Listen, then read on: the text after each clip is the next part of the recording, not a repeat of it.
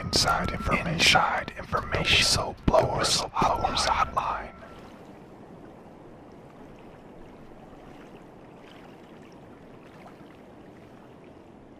My name's Ed Snowden. I'm 29 years old. I work for Booz Allen Hamilton as an infrastructure analyst for NSA in Hawaii.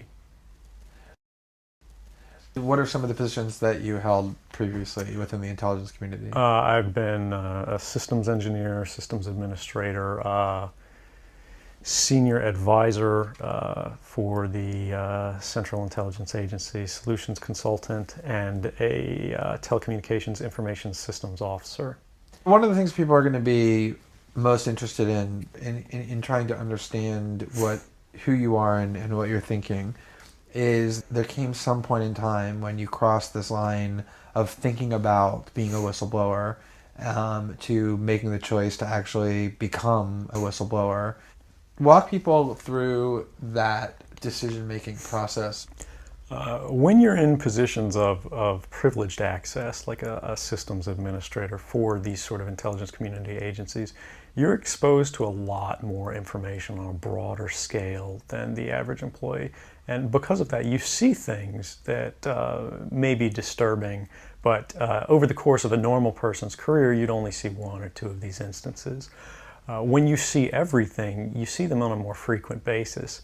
And you recognize that some of these things are actually abuses. And when you talk to people about them, in a place like this where this is the normal state of business, people tend not to take them very seriously and move on from them. But over time, that awareness of wrongdoing sort of builds up, and you feel compelled to talk about it. And the more you talk about it, the more you're ignored, the more you're told it's not a problem. Until eventually you realize that these things need to be determined by the public, not by somebody who was simply hired by the government. Talk a little bit about how the American surveillance state actually functions. Does it target the actions of Americans? NSA and the intelligence community in general is focused on getting intelligence wherever it can, by any means possible, that it believes on the grounds of sort of a self-certification that they serve the national interest. Originally, we saw that focus very narrowly tailored as foreign intelligence gathered overseas. Now, increasingly, we see that it's happening domestically.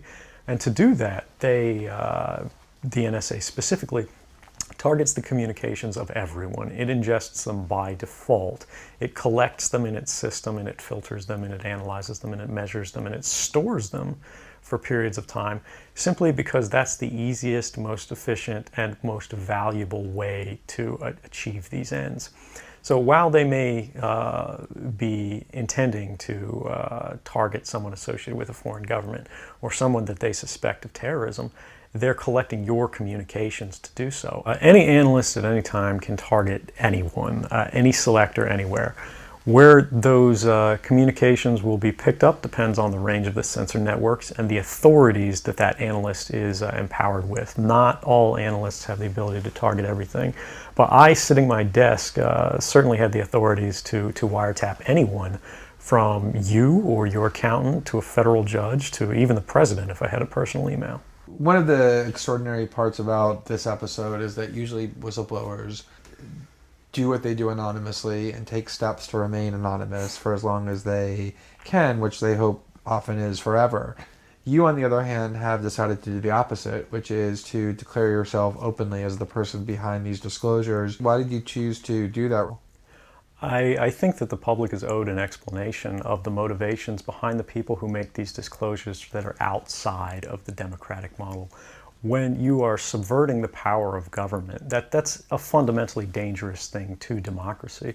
And if you do that in secret consistently, as the government does when it wants to benefit from a secret action that it took, it'll kind of give its officials a mandate to go, hey, tell the press about this thing and that thing, so the public is on our side. But they rarely, if ever, do that when an abuse occurs. That falls to individual citizens, but they're typically maligned. It becomes a thing of these people are against the country, they're against the government. But I'm not. I'm no different from anybody else. I don't have special skills. I'm just another guy who sits there day to day in the office, watches what's happening, and goes, this is something that's not our place to decide. The public needs to decide whether these programs and policies are right or wrong. And I'm willing to go on the record to defend the authenticity of them and say, I didn't change these. I didn't modify the story. This is the truth. This is what's happening. You should decide whether we need to be doing this. Have you given thought to what it is that the U.S. government's response to your conduct is, in terms of what they might say about you, how they might try to depict you, what they might try to do to you? Yeah, I could be, rendered by the CIA. I could have people come after me, or any of their third-party partners. They work closely with a number of other nations. Or they could pay off the triads, or any of their agents or assets. We've got a CIA station just up the road in the consulate here in Hong Kong, and I'm sure they're going to be very busy for the next week.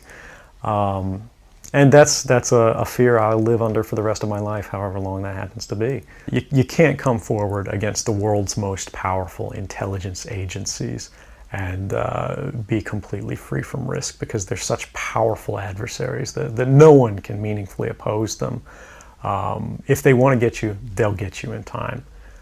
But at the same time, you have to make a determination about what it is that's important to you. And if living unfreely but comfortably is something you're willing to accept, and I think many of us are, it's the human nature. You can get up every day, you can go to work, you can collect your large paycheck for relatively little work against the public interest, and go to sleep at night after watching your shows. But if you realize that that's the world that you helped create, and it's going to get worse with the next generation and the next generation who extend the capabilities of this sort of architecture of oppression, you realize that you might be willing to accept any risk. And it doesn't matter what the outcome is, so long as the public gets to make their own decisions about how that's applied. Why should people care about surveillance? Because even if you're not doing anything wrong, you're being watched and recorded, and the storage capability of these systems increases every year consistently by orders of magnitude, to where it's getting to the point you don't have to have done anything wrong. You simply have to eventually fall under suspicion from somebody, even by a wrong call, and then they can use the system to go back in time and scrutinize every decision you've ever made, every friend you've ever discussed something with, and attack you on that basis to sort of derive suspicion from an innocent life and paint anyone in the context of a wrongdoer. We are currently sitting in a room in Hong Kong, which is where we are because you traveled here. Talk a little bit about why it is that you came here, and specifically there are going to be people who will speculate that what you really intend to do is to defect to the country that many see as the number one rival of the United States, which is China, and that what you're really doing is essentially seeking to aid an enemy of the United States with which you intend to seek asylum. Can you talk a little bit about that? Sure. So there's a couple assertions in those arguments that are sort of embedded in the questioning of the choice of Hong Kong. The first is that China is an enemy of the United States. It's not. I mean, there are conflicts between the United States government and the Chinese PRC government, but the peoples inherently, we don't care. We trade with each other freely. We're not at war. We're not in armed conflict, and we're not trying to be. We're the largest trading partners out there for each other. Additionally, Hong Kong has a strong tradition of free speech. People think, oh, China, great firewall. Mainland China does have significant restrictions on free speech, but the people of Hong Kong have a long tradition of protesting in the streets, of making their views known. The internet is not filtered here, no more so than any other Western government. And I believe that the Hong Kong government is actually independent in relation to a lot of other leading Western governments.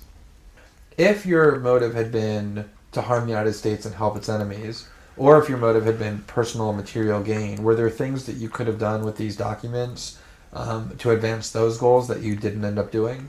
Oh, absolutely. I mean, anybody in the positions of access with the technical capabilities that I had could, suck out secrets, pass them on the open market to Russia. They always have an open door, as we do. I had access to, the full rosters of everyone working at the NSA, the entire intelligence community, and undercover assets all around the world, the locations of every station we have, what their missions are, and so forth. If I had just wanted to harm the U.S., that you could shut down the surveillance system in an afternoon. But that's not my intention. And I think for anyone making that argument, they need to think, if they were in my position, and you live a privileged life, you're living in Hawaii in paradise and making a ton of money, what would it take to make you leave everything behind? The greatest fear that I have regarding the outcome for America of these disclosures is that nothing will change.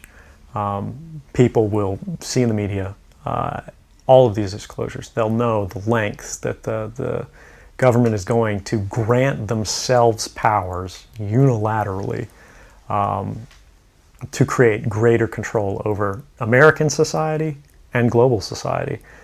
But they won't be willing to take the risks necessarily to stand up and fight to change things, to force their representatives to actually take a stand in their interests. And the months ahead, the years ahead, it's only going to get worse until eventually there will be a time where policies will change, because the only thing that restricts the activities of the surveillance state are policy. Even our agreements with other sovereign governments, we consider that to be a stipulation of policy rather than a stipulation of law. And because of that, a new leader will be elected. They'll flip the switch, say that because of the crisis, because of the dangers that we face in the world, some new and unpredicted threat, we need more authority, we need more power, and there will be nothing the people can do at that point to oppose it, and it'll be turnkey tyranny.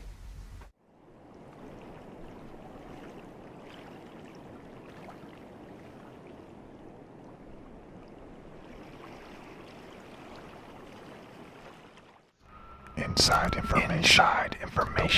Whistleblowers hotline.